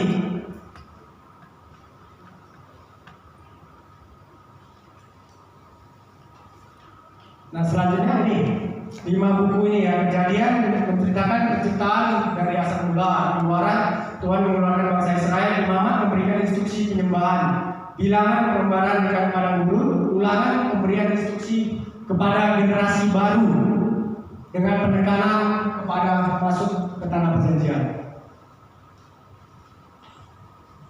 Nah ini pengantar aja, sudah selesai sebenarnya ya. Ini pengantar sebelum kita masuk ke 5 buku pertama nanti ya. Ada Kejadian, Keluaran, Imamat, Bilangan, Ulangan ya. Jadi sini kita lihat ini untuk siapa. Kalau Genesis, Kejadian itu universal ya, ditujukan untuk semua orang ya. Exodus itu untuk nasional, untuk bangsa Israel aja, karena kan cerita tentang bangsa Israel. Leviticus, Imamat itu cerita tentang suku, hanya Imamat tentang tata cara peribadatan ya. Dan yang selanjutnya Numbers, ini cerita nasional juga, Ulangan, sensus bangsa Israel ya. Deuteronomy, Ulangan, jadi ini Numbers tadi, ini Ulangan, ini Bilangan, ini Ulangan, itu universal ya. Oke, dan tempatnya di mana? Kalea, Kanaan, Exodus di Egypt, Leviticus di Sinai, Numbers di Negev, ini di Moab. Kapan? Pas. Kita nggak tahu sentulis berapa abad. Kejadian 1-11 kita nggak bisa trace ya.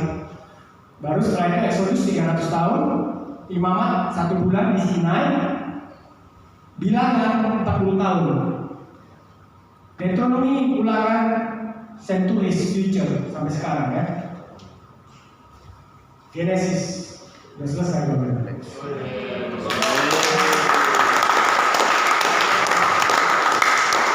Kira-kira ada yang mau ditanyakan? Mau tanya dari mana ini?